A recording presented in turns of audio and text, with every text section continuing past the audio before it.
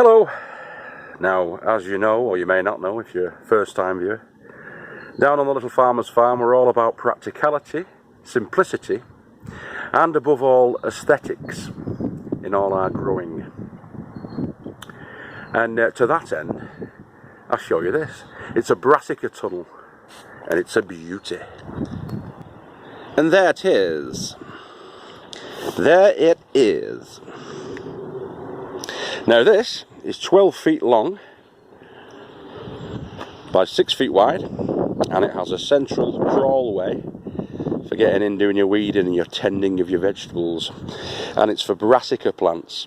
Now the Brassica family is particularly, excuse the wind, is particularly susceptible to the attack and onslaught of the cabbage white butterfly, and more importantly and destructively, the larvae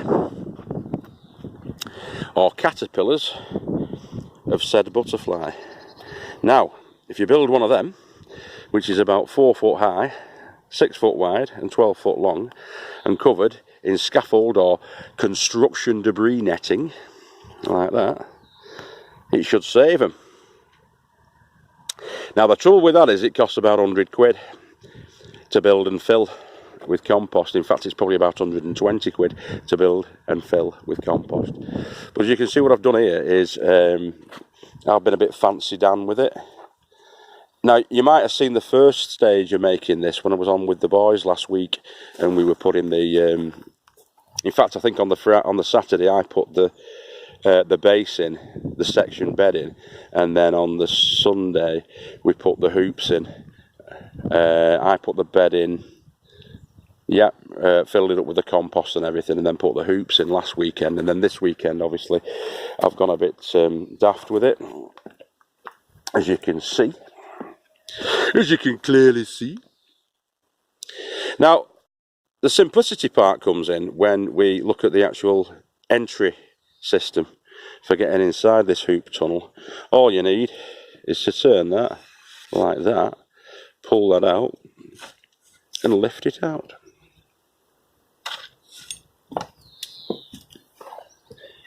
Just like that. And there's your entry system going into the... Showing off me today, I tell you. I like it, this, very much.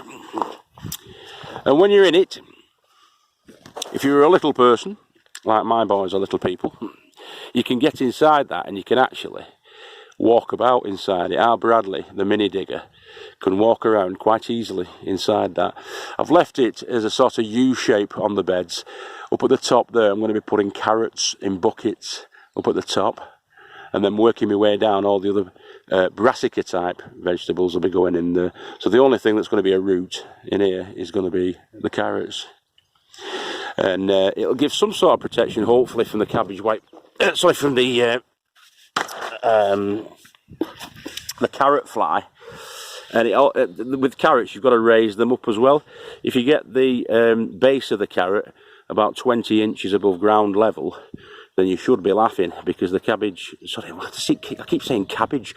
The carrot fly, the female carrot fly, will only fly at around 18 to 20 inches max. It's usually a lot below that because it's looking around on the dirt and the soil for the carrots, or the relatives of the carrots, or anything that looks like a carrot. Okay, so that's one of the vegetables that's going in there. I've got some more broccoli, I've got some more cauliflower, and I've got some more of standard calabrese. There's about 4 cabbages potentially going to be going in there. There's also going to be the parsnips in there, and along with the parsnips, some swede, I believe, to go in there. So I'll try and get as many of those as I can inside that tunnel right now. I don't know whether it's because snails are cute, but I tend to give snails more of a free pass, really. Slugs I've got no time for, but snails, Quite like snails. Looks like dead stuff, doesn't it? You just leave that on. Oh, sorry. That's a bit of chopped bindweed from when it was used.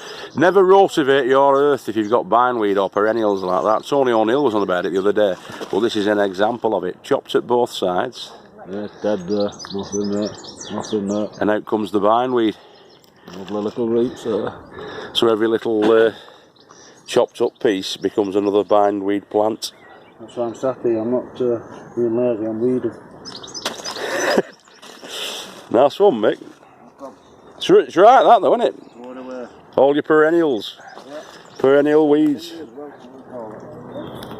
Horse's tail, same, innit? Horse's tail.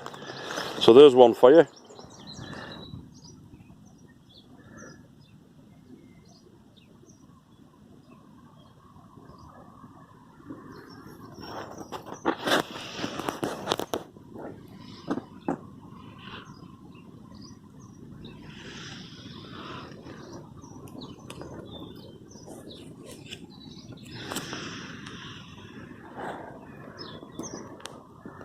That was a slug's eye view of the lettuces. Celeriac, cauliflower, Brussels sprouts, all the way down, rainbow chard, red cabbage, bright yellow lights chard. So there we go. Give them a water. Right, so there we go. Bradley's cage.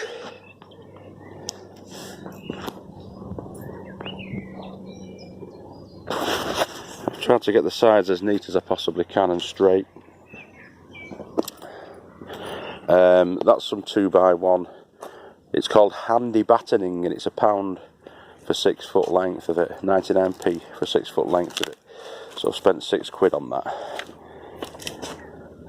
to fix it all in place. I'll trim that, you know, the excess off later on. But what that does, it just finishes it off quite nicely. It's going to be painted in the red cedar, probably next weekend. I'm going to try and get all of this, the wood painted in the red cedar, the same as the tiki hut. I never showed you, did I, either? Magical Michael gave us these. And the stickers that you put onto wheelie bins, but they go nicely on the windows. There's squirrel nutkin knocking about and kingfishers and all sorts. I'll just give you a briefing on them.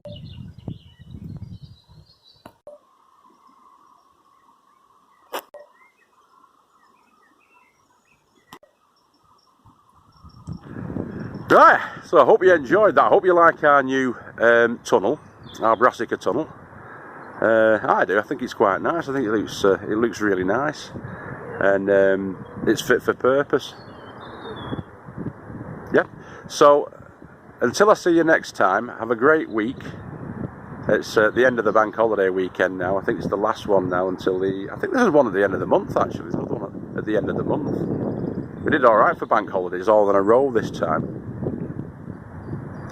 Yeah, there's one around about the 25th, 26th of May, and then there's none for ages until August. But anyway, I'll give you a panoramic view of the plots, and I'll catch you next week.